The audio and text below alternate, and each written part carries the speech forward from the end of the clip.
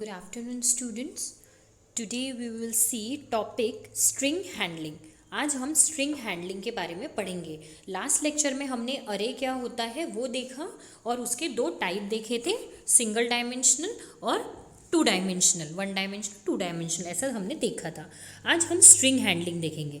String क्या होता है वो देखेंगे. ये कंसेप्ट भी आपने C++ में पढ़ा होगा. अब हम C# में स्ट्रिंग का इस्तेमाल कैसे करते हैं प्रोग्राम के अंदर में वो देखेंगे. चलिए, string manipulation is the most important part of many C# program. जो स्ट्रिंग मैनिपुलेशन होता है, जो भी स्ट्रिंग को लेके हम मैनिपुलेशन करते हैं, ये एक इम्पॉर्टेंट पार्ट है C# प्रोग्राम के अंदर में. Strings represent a sequence of characters. और स्ट्रिंग क्या होता है, एक सीक्वेंस ऑफ कैरेक्टर्स का होता है. ठीक है, काफ़ी सारे कैरेक्टर्स जो हम सिंगल कोट के अंदर लिखते हैं वो हो गया हमारी एक स्ट्रिंग. स्ट्रिंग में सिंगल कोट के अंदर में नंबर्स भी हो सकता है, सिंबल भी हो सकता है, कैरेक्टर्स हो सकते हैं, अल्फ़ाबेट्स जो है, ठीक है, और वो सिंगल कोट के अंदर होगा. The easiest way to represent a sequence of characters in C# is by using a character array. और हम क्या करेंगे, स्ट्रिंग को एक कैरेक्टर अरे में शो करेंगे. देखिए, फॉर एग्जाम्पल कैरेक्टर नाम का हमने एक बनाया अरे, कैरेक्टर अरे इक्वल टू न्यू कैरेक्टर 4. अब हमने क्या किया है, कैरेक्टर अरे बनाया है एक, ठीक है, एक कैर नाम का अरे बनाया है जिसके अंदर में हम 4 कैरेक्टर स्टोर करेंगे, स्ट्रिंग कैरेक्टर्स वो. ठीक है, तो अरे आपको मैंने बताया था 4 है, इसका मतलब 0 से 3 तक अरे चलेगा हमारा. तो कैर अरे, जो कैर अरे हमारा नेम है अरे का, उसमें 0th पोजीशन में n स्टोर किया, कैर अरे 1 पोजीशन पे a, कैर अरे 2 पोजीशन पे m, कैर अरे 3 पोजीशन पे e. ऐसा हमने नेम को एक एक पोजीशन पे सेट किया हमने. देखिए, और एक चीज़ जान लीजिएगा, C# स्ट्रिंग दो तरीके से होते हैं, इम्यूटेबल स्ट्रिंग, म्यूटेबल स्ट्रिंग, और एक हमारा होता है रेगुलर एक्सप्रेशन. म्यूटेबल स्ट्रिंग में क्या कैसे होता है, इम्यूटेबल स्ट्रिंग क्या होता है, सिस्टम डॉट स्ट्रिंग क्लास के अंदर में होता है, और mutable string string builder class में होता है. तो ये आप नाम बस जान लीजिएगा, practical point of view important है. Although character arrays have the advantage of being able to query their length by themselves, they are not good enough to support the range of operations we may like to perform on string. For example, copying one character array into another might require a lot of bookkeeping effort. Fortunately, C# is equipped with features that could handle these situation more easily. ठीक है, अब क्या है, जैसे एक character अरे है, उसे हमें कॉपी करना है दूसरे में, तो इसके लिए हमें बुक कीपिंग एफर्ट लगता है. लेकिन C# ये फीचर प्रोवाइड करता है और बड़े इजीली हम बड़े एफिशिएंटली इसे सॉल्व कर सकते हैं. कैसे वो देखिएगा. C# support 2 types of string, namely immutable string and mutable string. ये मैंने आपको बताया डायग्राम में. We shall consider in this chapter the most common operation performed on both this type of string. कैसे ऑपरेशन परफॉर्म होता है वो देखेंगे. C# also supports a feature known as regular expression. C# में एक और क्या चीज़ है, regular expression, that can be used for complex string manipulation and pattern matching. We shall also see how regular expression are used for manipulating string. अब जो string का manipulation करते हैं वो हम रेगुलर एक्सप्रेशन के अंदर में कर सकते हैं, और कैसे होता है वो देखेंगे. सबसे पहले हम देखेंगे स्ट्रिंग को बनाते कैसे है, क्रिएटिंग अ स्ट्रिंग. तो आगे बढ़ते हैं. क्रिएटिंग अ स्ट्रिंग सबसे पहला टॉपिक है हमारा, ठीक है, नंबर 1. अब देखिए क्रिएटिंग स्ट्रिंग क्या है. C# supports a predefined reference type known as string. अब प्री डिफाइंड रेफरेंस टाइप क्या है, हमारा स्ट्रिंग नाम से है, STRING. We can use string to declare string type objects. Remember, when we declare a string using string type, we are in fact declaring the object to be of type string system dot string, one of the built in type provided by the .NET platform. अब हमारे जो .NET platform के अंदर में string system dot string नाम का already एक file है, ठीक है, ऑलरेडी क्लास फाइल होता ही है.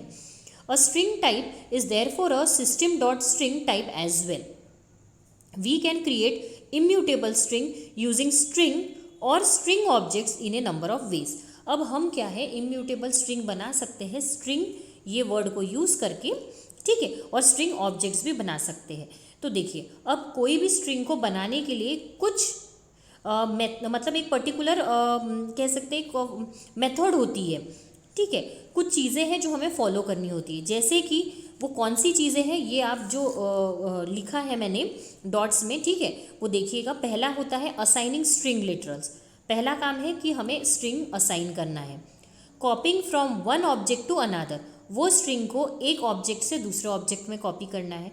उसके बाद थर्ड स्टेप में कॉन्कैटिंग टू ऑब्जेक्ट्स, जो हमने एक ऑब्जेक्ट से दूसरे ऑब्जेक्ट में कॉपी किया है उसे हमें क्या करना है, कॉन्कैट करना है। मतलब जो स्ट्रिंग 1 है और स्ट्रिंग 2 है उनको कॉन्कैट करना है, मतलब हमें जोड़ना है। उसके बाद वो जो हमने स्ट्रिंग बनाई उसको हमें रीड करना है। रीड कैसे करते हैं हम, कीबोर्ड से राइट लाइन का इस्तेमाल करके, रीडिंग फ्रॉम द कीबोर्ड। उसके बाद लास्ट है fifth, using to string method. और ये क्या है, टू स्ट्रिंग, ये एक मेथड है। ये भी कैसे यूज़ होती है प्रोग्राम के अंदर में हम देखेंगे, ठीक है। तो ये 5 चीज़ें तो आपको बिल्कुल पता होनी चाहिए, असाइनिंग, कॉपिंग, कॉन्कैटिंग, रीडिंग और यूजिंग टू स्ट्रिंग मेथड। तो कोई भी स्ट्रिंग बनाने के लिए 5 चीज़ों का इस्तेमाल होगा। अब वो कैसे होता है वो हम एक एक करके देखेंगे। पहला कौन सा पॉइंट था हमारा, असाइनिंग स्ट्रिंग लिटरल। तो पहले नंबर पे देखिए असाइनिंग स्ट्रिंग लिटरल। अब हम कैसे असाइन करते हैं वो देखिए।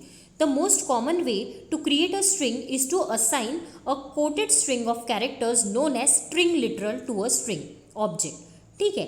स्ट्रिंग लिटरल को स्ट्रिंग ऑब्जेक्ट में, ठीक है। कैसे, फॉर एग्जाम्पल देखिए, स्ट्रिंग हमारा टाइप हो गया S1, उसके बाद सेमीकोलन, हमने एक स्ट्रिंग ऑब्जेक्ट बना दिया S1 नाम से।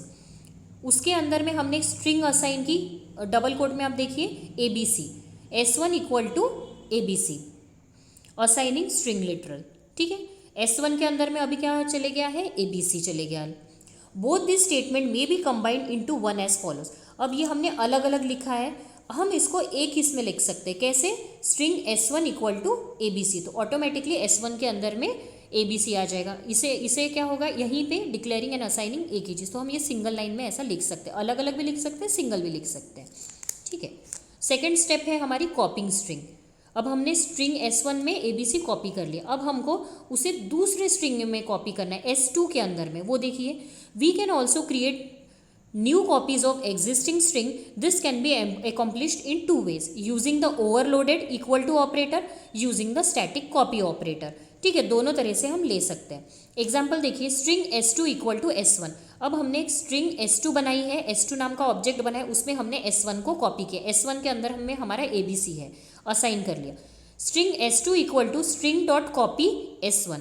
अब हमने क्या किया है, स्ट्रिंग डॉट कॉपी S1, जो भी हमारा S1 में था उसको हमने कॉपी कर लिया S2 के अंदर में। Both this statement would accomplish the same thing, namely copying the content of S1 into S2।